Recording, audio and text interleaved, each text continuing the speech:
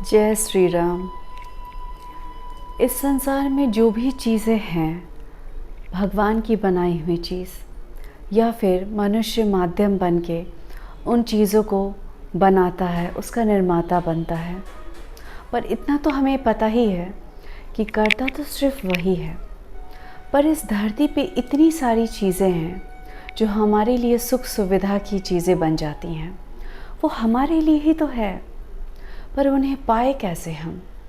हमें लगता है कि ये हमारे नसीब में नहीं है, ये तो बस उनके लिए ही बनी है, दूसरों के लिए। ऐसा कुछ भी नहीं। ये सब हम भोग सकते हैं, हम सब कुछ पा सकते हैं और ये सारी चीज़ें हमारे लिए ही बनी हैं। नमस्कार। आज इसी टॉपिक को लेकर मैं आई हूँ और सवाल ये है कि जो भी इस संसार में है, क्या वो सब हम पा सकते हैं? तो बिल्कुल पा सकते हैं और इसका एक तरीका है। इस तरीके को अगर हम सही ढंग से अपनाएंगे तो ज़रूर हमारे पास सब कुछ होगा। हम सोचते हैं कि हमारे पास बड़ा सा घर हो, गाड़ी हो, नौकरी हो अच्छी, हमारे पास पैसे हो, इतने पैसे हो कि हम आराम से जी सके। हमारे पास जब सारी चीज़ें आ जाती हैं तो क्या होता है? हम स्वार्थी बन जाते हैं। हम भूल जाते हैं कि हमसे जो गरीब हैं उनके प्रति भी हमारा कर्तव्य है। भगवान हमें क्या सिखाते हैं? भगवान सिखाते हैं कि अगर आपको हम धन संपन्न बना रहे हैं तो एक हाथ से जब आपको मिल रहा है तो दूसरे हाथ से आप दान करिए। अगर आपको प्रेम मिलता है तो दूसरों को प्रेम दीजिए। अगर आपको भगवान स्वस्थ बना रहे हैं तो दूसरों की मदद कीजिए। शारीरिक मदद, मानसिक मदद, किसी भी तरह की मदद हो तो खुद पैर पसार के घर में सोए मत रहिए। तो इस संसार में सब कुछ है हमारे लिए, पर जब हमें मिलता है तो हमें देना भी होता है। और इस लेन देन के इस नियम को जो इंसान अपनाता है उसके पास सब कुछ होता है। अब देखिए, करना क्या है। जैसे कि हमें घर चाहिए, हमारे बच्चे खूब अच्छे से पढ़े, हमारी बात माने, वह एक अच्छे इंसान बने, उनके संस्कार दिन प्रतिदिन और ऊंचे होते जाएं, वो खूबसूरत जीवन जिए, वो दीर्घायु हो, वो स्वस्थ रहे। हम खुद भी अपने स्वास्थ्य की कामना करते हैं, साथ में अपने परिवार के स्वास्थ्य की कामना करते हैं। अनेकों इच्छाएं हैं हमारी, पर ये इच्छाएं स्वार्थ से भरी नहीं होनी चाहिए।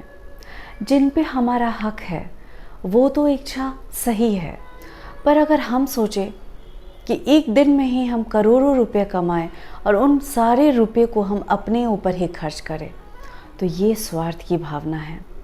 अगर हम करोड़ों रुपया कमाते हैं तो हम करोड़ों लोगों के जीवन को सुंदर भी बनाने का मनसा रखना चाहिए हमें। अब ये होगा कैसे?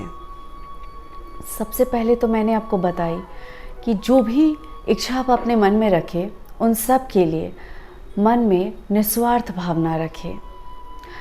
मन में दूसरों के लिए बुरा भाव ना रखें कि जो मुझे मिल रहा है वो दूसरों को ना मिले। अब जैसे किसी को एक अच्छी नौकरी मिले तो आपको सोचनी है कि वो नौकरी आपके पास भी है। उस तरह से आप दूसरों के लिए खुश होइए, ना कि अगर दूसरों को नौकरी मिल गई तो बड़ा नौकरी वाला बना है, मुझे तो इससे भी अच्छी नौकरी मिल जाएगी, यानी कि ईर्ष्या की भावना मत रखिए। अगर आप ऐसा भाव रखेंगे तो आपको कभी नहीं अच्छी नौकरी मिलेगी, आपको कभी अच्छा काम नहीं मिलेगा। दूसरों को बढ़ता हुआ देख के कभी भी उसकी निंदा ना करें, ईर्ष्या ना करें। आपको भगवान बरकत दे रहे हैं तो आप अहंकार ना करें। हर हाल में प्रेम से, दया के साथ रहे। एक तरफ भगवान आपको दे रहे हैं तो दूसरी तरफ आप दूसरों की सहायता करने की भावना रखें। आपके सामने कोई दीन दुखी आके हाथ फैलाता है तो उसे दान देने का भाव भी रखें। पॉकेट में पैसे हैं तो ये ना कहे कि मेरे पास पैसे नहीं हैं, रहता हुआ धन भी विलुप्त हो जाएगा। ऐसी बातें कभी ना करें। अब देखिए, सुबह में ब्रह्म मुहूर्त का समय तो सब कोई जानता है ना, जो कि 3 बजे से ही शुरू हो जाता है और ज़्यादा से ज़्यादा वह 6 बजे तक या कम से कम 5:30 तक ही रहता है। अगर आप उस वक्त उठ सकते हैं तो जागिए, क्योंकि वो आपके जीवन को जगाने का समय है। आपको जो भी चीज़ चाहिए वो सब उसी वक्त मिलेगा आपको। उस वक्त आप भगवान के सामने अपनी इच्छा को रखिए और भगवान को धन्यवाद बोलिए कि वो सारी इच्छाएं आपको प्राप्त हो चुकी हैं। आपको मैंने पहले ही बताया है, वो सारी इच्छाएं निस्वार्थ भाव से होनी चाहिए, यानी कि उन सब में अहंकार नहीं, जलन नहीं, दूसरों के लिए ईर्ष्या नहीं, दूसरों से छीनने की भावना नहीं। बस आपको चाहिए और आपने पा लिया है। आप बोलेंगे, धन्यवाद प्रभु, आपने मुझे सब कुछ दिया है। तो जो भी चीज़ आपके मन में इच्छा है वो सभी आपको ज़रूर मिलेंगी, पर कब मिलेगी इस बात का ध्यान नहीं रखना। आपको मेहनत करते रहनी है। उन सब चीज़ों को पाने के लिए भगवान माध्यम बना के मनुष्यों को ही आपके पास भेजेंगे। उस माध्यम को आप तभी पहचान पाएंगे जब आपका मन शुद्ध होगा, जब आपके मन में दया, परोपकार और प्रेम की भावना होगी।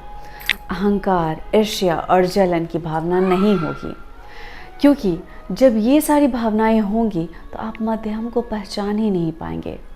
माध्यम एक मनुष्य ही होगा, ईश्वर तो मनुष्य के हृदय में ही वास करता है। कभी भी आप ये सोचेंगे कि ईश्वर खुद चल के आके आपकी मदद करेंगे, तो ऐसा नहीं होगा। ये बिल्कुल उसी तरह से है जैसे आप सड़क पे जा रहे हैं और आपको किसी भी माध्यम की वजह से चोट लग गई, तो आपको कोई इंसान ही बचाने आएगा ना। तो उस इंसान को किसने भेजा? ईश्वर ने भेजा, हमारे परमात्मा ने भेजा।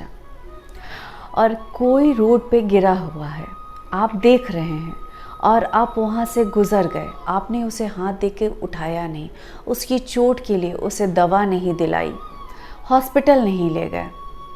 आप ये सोचें कि क्यों मैं मदद करूं, कोई और उसे मदद कर देगा। ठीक उसी प्रकार जब आप गिरेंगे तो दूसरे भी यही सोचेंगे, ईश्वर का माध्यम आप तक नहीं पहुंचेगा। ये सारी बातें मैंने आपको क्यों बताई? इसलिए बताई कि अगर आपके पास सामर्थ्य है, शारीरिक सामर्थ्य, मानसिक सामर्थ्य और धन समृद्धि से सामर्थ्य, और आपके सामने मदद के लिए कोई सामने खड़ा है, उसको मदद की ज़रूरत है, और आप ईश्वर का माध्यम बन के उसकी मदद नहीं करते हैं, तो जब आपको ज़रूरत होगी तो ईश्वर नहीं भेजेंगे किसी को और आपको कष्ट झेलना पड़ेगा। तो जो इच्छाएं आपके अंदर हैं उन सब की पूर्ति के लिए इन सब बातों को ध्यान में रखना बहुत ज़रूरी है। हर कोई यही बताता है कि इच्छाएं पूरी हो जाती हैं, पर इच्छाएं पूरी क्यों नहीं होती है? उन सब के पीछे ये सारे कारण हैं। हमारा मन शुद्ध नहीं होता, हम दूसरों की मदद करना नहीं चाहते। हम हमेशा ये सोचते हैं हमारे साथ सामने वाले ने बुरा किया, हम क्यों सोचे उसके लिए अच्छा। कोई आपका दुश्मन है इस संसार में, वैसे तो कोई दुश्मन होता ही नहीं है, क्योंकि जो बुरे कर्म करते हैं वो खुद बुरे भाग्य को पाते हैं। आपको उनके लिए कुछ भी बुरा सोचने की ज़रूरत ही नहीं है, क्योंकि आप बुरा सोचेंगे तो आपके साथ भी बुरा होने लगेगा, आपके परिवार के साथ भी बुरा होने लगेगा। तो बुरा बिल्कुल भी मत सोचिए, हमेशा मन में अच्छा भाव रखिए। जो बुरा कर्म कर रहे हैं उन्हें करने दीजिए, आप रोक नहीं सकते हैं। पर आपके पास कोई आके कहता है कि जो मैं बुरा कर्म कर रहा हूँ क्या वो गलत है, तो सही क्या करना चाहिए, तो ज़रूर उसे सही मार्ग दिखाइए। ये उस समय आपका कर्म और धर्म दोनों बन जाता है।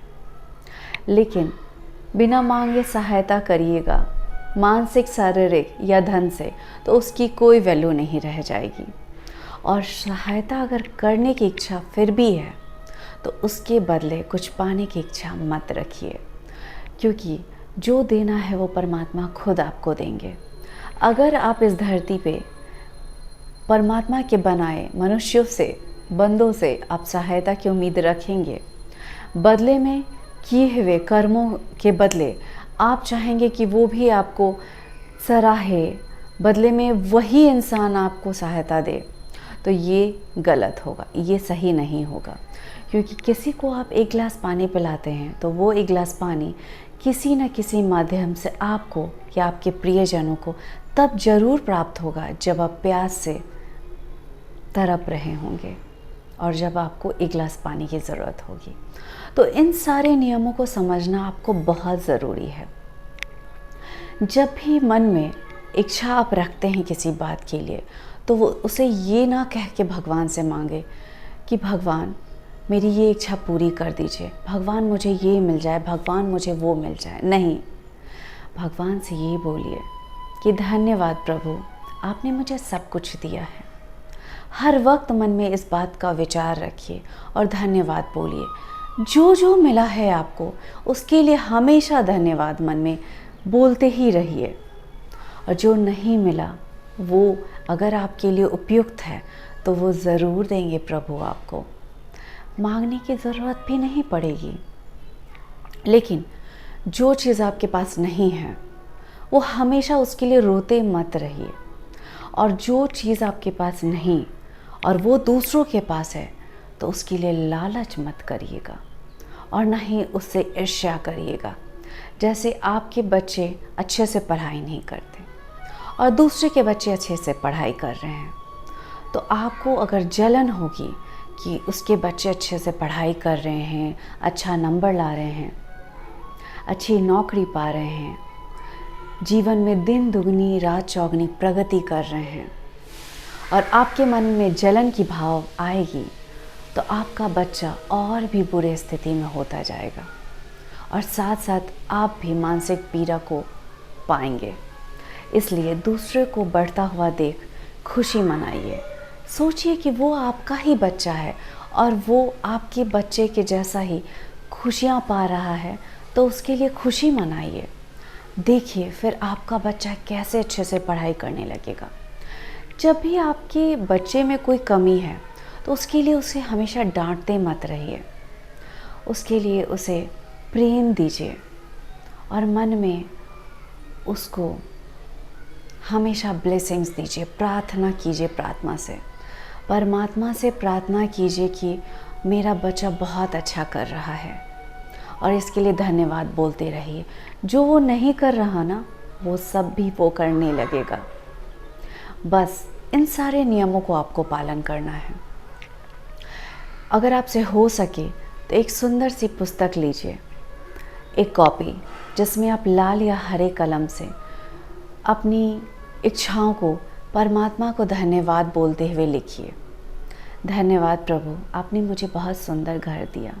धन्यवाद प्रभु, आपने मुझे हर सुख सुविधा दी है। धन्यवाद प्रभु, मेरा परिवार का एक एक सदस्य स्वस्थ और दीर्घायु है। धन्यवाद प्रभु, मेरे परिवार में हर समय प्रेम ही प्रेम रहता है, सब मिलजुल के रहते हैं। इस तरीके की बातें आपको अपनी कॉपी में लिखनी है और परमात्मा को धन्यवाद कहते रहना है। ये सारे कार्य अब ब्रह्म मुहूर्त में करेंगे तो बहुत ज़्यादा फ़ायदा होगा। और उसके बाद इन सब चीज़ों को आप रोज़ सुबह और रात को सोने से पहले पढ़िए। बस यही तो करना है और मन में बुरा भाव नहीं रखना। बार बार मैं ये बात कहती हूँ कि मन में बुरा भाव, दूसरों के लिए द्वेष, हमेशा दूसरों को देखिए तो एक मुस्कान भरी मुद्रा धारण करिए। खुशी खुशी मन में महसूस कीजिए। कभी भी दूसरों को देखकर नाखुश मत होइए। दूसरों की प्रगति को देखकर, चाहे वो अच्छे हों बुरे हो, कैसे भी कर्म करने वाले हों, जो भी हो रहा है इस धरती पे, वो सब परमात्मा की इच्छा से हो रहा है। आप करता नहीं हैं, इस बात को मान लीजिए। गीता में भी यही लिखा है, हम सब सिर्फ और सिर्फ माध्यम हैं और माध्यम बन के ही जिए। खुद में कर्ता भाव मत लाइए। अगर आपको सब कुछ मिला है तो बस प्रेम से रहिए और दूसरों के साथ भी प्रेम की भावना के साथ मिलजुल कर रहिए। यही हमारा कर्म है और यही हमारा धर्म है। खुश रहिए, मुस्कुराते रहिए अपने परिवार के साथ और अपने पड़ोसियों के साथ, समाज के साथ और देश के साथ भी। धन्यवाद।